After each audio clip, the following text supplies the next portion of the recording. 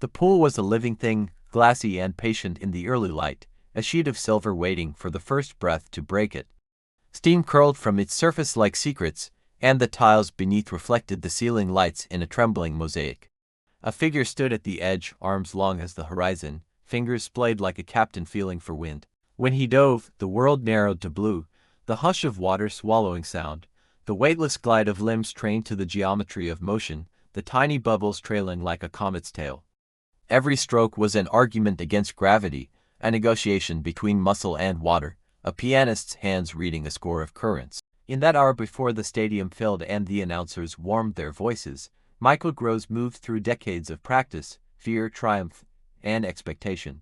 He carried the patience of a craftsman, the hunger of a child who understood early that dreams demand daily payment, and the calm of someone who had learned how to listen to his own heartbeat where the world could not hear it, underwater. Born into an era when sport and politics often shared the same stage, Michael's life would become a study in contrasts. Colossal public moments and quiet private discipline, thunderous applause and the solitary rhythmic counting of laps in an empty pool, the exhilaration of being called the Albatross for his vast wingspan and effortless reach, and the pressure of representing a nation that expected excellence. The arc of his career traced not only medals and records but the inner architecture of an athlete who learned to turn setback into fuel, who met rivalry with curiosity rather than contempt, and who allowed the water to teach him about resilience, timing, and grace.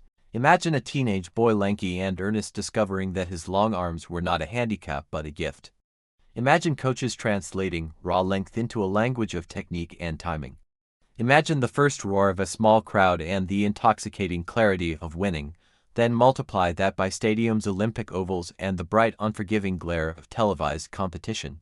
And yet the core of the story is not the medals or the statistics. It is the late nights when his body protested, the quiet joy of perfecting a turn, the conversations with teammates that sounded like family arguments, the weight of expectation that sat on him like a wet towel, and his eventual transformation from prodigy into mentor, from national idol into a human being who kept learning how to carry success as gently as one carries a fragile vase. We will move through his earliest memories of water splashing around small limbs, through the sharpening of technique under exacting coaches, through the taste of defeat that burned and then taught, the thrill of breaking records that felt almost like stepping into the future, and the moral complexities of competing during a time when sport was a proxy for national rivalry.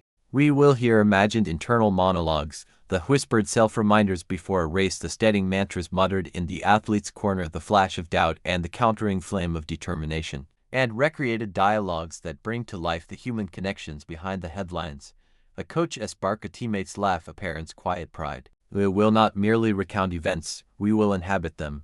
The metallic tang of chlorine in the mouth, the sting of salt from tears and sweat mingling on the skin, the smell of varnished stands and hot coffee backstage, the crisp crackle when the starter's gun releases an entire stadium into motion.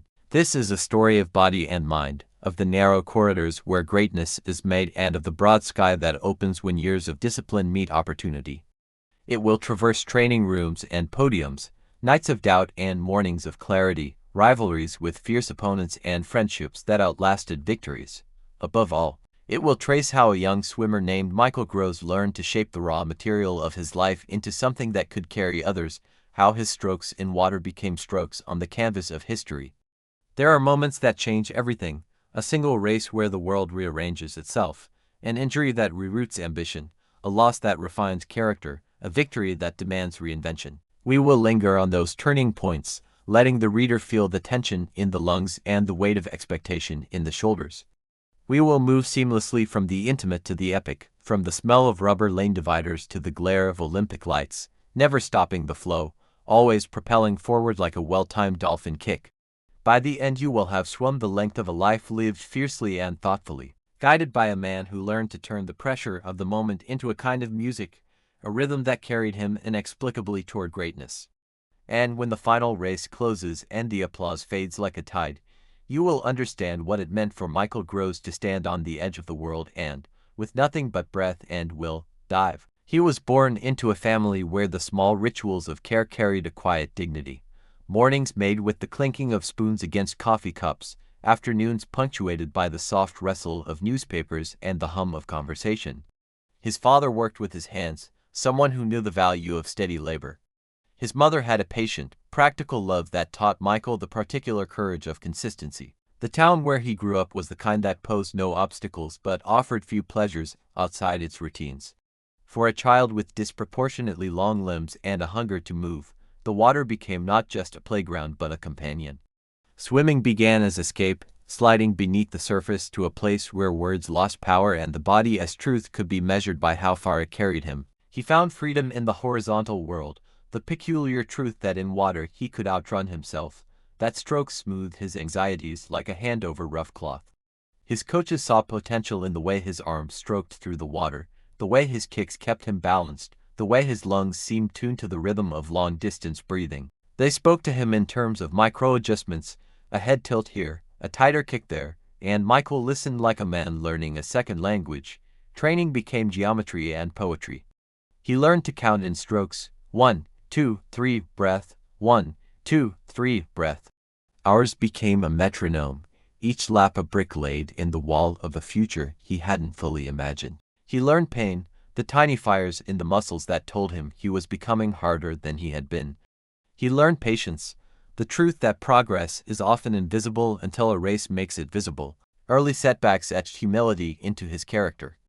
At regional meets, he'd sometimes be bested by boys a year older, stronger in the moment but not necessarily wiser.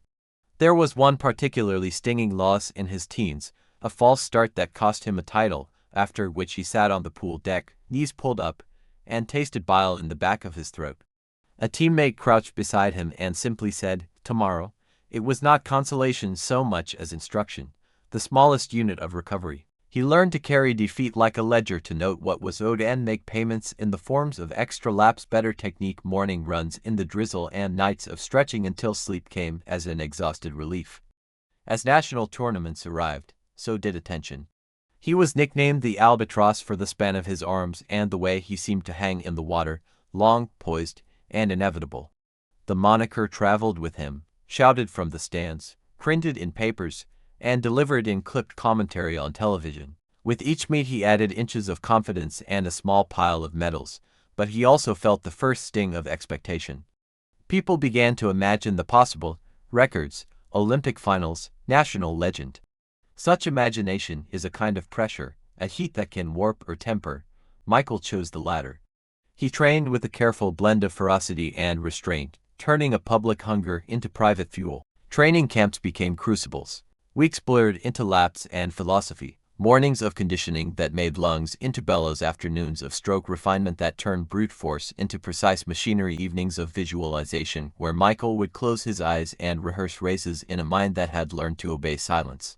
In those visualizations, he felt the crowd dissolve into a tunnel, felt the starters beep like a metronome, and heard the water accept him. He learned the art of peaking, tuning every aspect of body and habit to arrive at a single day in the right condition. It is a mathematical cruelty, the perfectly foreshortened life of an athlete, everything bent toward the immediate and the perfect. Rivalries sharpened his edge. He met opponents who were faster, more explosive, or simply hungrier. Some contests cracked open his ego and exposed a raw, unadorned desire to be better. Others taught a peculiar kind of respect. One memory imprinted on him: the heat of a European Championship final where he and a rival kept trading the lead, the scoreboard flickering like lightning, the audience caught in a collective inhale. At the finish, they were split by a fraction of a second. The other swimmer, breathing hard, floated beside Michael for a moment and, through a mouth smeared with chlorine and exertion, let out a laugh that was equal parts disbelief and gratitude. They had pushed each other into a performance that neither could have reached alone. Rivalry, he learned, was sometimes the honestest form of companionship. International success brought with it a more complex stage. The Cold War's outline was visible around sport. Medals were headlines, and victories weighed on national pride. Michael competed not simply as himself but as a figure in a tableau where political narratives sometimes tried to claim the glow of individual glory. He moved through this with a focused, almost zen-like neutrality, preferring to let his strokes explain him rather than the talk show pundits. Yet he could not avoid awareness. Newsprint and punditry often tried to fold his personal triumphs into larger stories. He preferred the locker room smell of menthol rub and camaraderie, the way teammates exchanged stories that felt like family legends, to any ideological framing. When he reached the Olympics, everything coalesced into a single, crystalline experience. There is a weight to the beginning of an Olympic final that cannot be described without mentioning vibration. The low hum of a stadium holding its breath, the tinny crackle of the starter's voice across speakers, the simultaneous rustle of the world leaning forward. Michael stood on a block that felt like the fulcrum of a balance scale. He felt the throb in his temples, the sudden coldness of chlorine sticking to fingertips, the faint metallic click of goggles settling. He dove, and for a moment the world became a capsule of motion. Each stroke counted like a heartbeat, each turn a punctuation mark in a sentence he had been writing since childhood. When he touched the wall and glanced up to see numbers he'd only hoped for, the sound that rose from the stands was not purely celebratory. It was a chorus that stitched together every small effort he'd ever made. There were injuries and sacrifices. A tendon flare-up one season forced him to rebuild from the bottom, relearning balance, and recruitment of muscle fibers, the slow arithmetic of rehabilitation that measured progress by millimeters and patience. He learned to respect the body as both vessel and instrument, to feed it well, to rest when it asked, and to read its whispers before they became screams. He also discovered life outside the lane lines, music that calmed him before sleep, books that widened his imagination beyond training metrics, friends who reminded him that identity could be broader than medals. These interests kept him human and, paradoxically, made him a better athlete by preventing a single-mindedness that can calcify into brittleness. As his career matured, Michael began adjusting goals. Younger years had been about proving, to himself and others, what could be done. Later years were about refinement and legacy. He became a student of technique in an old-fashioned way, listening to video playback like a detective and teasing tiny inefficiencies into smooth economy. He mentored younger swimmers with the same patience his coaches had offered him. In their faces he saw the same hunger he'd once wrestled with. He offered blunt advice and gentle corrections and, more importantly, modeled the quiet work that preceded public success. The crowd reactions over the years changed tone, but not intensity. He learned to read audiences like currents. Some were feverish, whipping him forward with stark energy. Others were respectful and silent, their applause like a steady wind. He savored the immediate tactile moments, outstretched hands of fans after a meet, the way a child's eyes widened when told a story about the Olympics, the small handwritten notes from admirers that described how his races had become beacons in lonely rooms. Public adoration was flattering, strange, and sometimes heavy. He learned to carry it without letting it define the contours of his inner life. There were breakthroughs that felt like the unlocking of possibility, a technical tweak to his stroke that reduced drag, a dietary adjustment that eased recovery, a mental exercise that quelled race anxiety. Each breakthrough was the product of curiosity and persistence rather than sudden revelation. They accumulated like polished stones in a riverbed, each essential to the smooth flow of performance. The most memorable races were not simply those that ended with gold, but those where he felt the water and himself becoming one, the timing of breath and rotation, the whisper of fingertips entering a lane like a knife through silk, the satisfying snap of a turn executed with near-automatic perfection. These were the moments that justified the small sacrifices made quietly for years. Retirement arrived not as a clean end but as a gentle folding. The intensity of competition softened, replaced by the desire to explore other aspects of life and sport. He shifted into roles that allowed him to give back: coaching, commentary, and advocacy, translating experience into instruction and empathy. He became a translator of hard-earned knowledge, helping a new generation avoid mistakes and find their own rhythms. In those years, he found new joy in watching others reach summits he had once scaled alone. He learned to be proud of a legacy that included not only medals but the people influenced by his example. Throughout his life, Michael Groves remained, at his core, a lover of water and movement. He never stopped marveling at what the human body could learn to do when trained with curiosity and kindness. The story of his life is more than a ledger of wins and losses. It is a portrait of constant refinement, an exploration of how discipline and imagination can combine to craft excellence. It is a reminder that greatness is rarely sudden. It is a steady accumulation of small choices: the decision to show up at dawn, the extra half lap when lungs burn, the patient listening to a coach's correction, and of the humility to keep learning when the world expects certainty. Imagine now, an arena years after his final race, a young swimmer waits on the block, nervous and hopeful. Beside him in the stand sits an older man with water in his hair and a life in his eyes.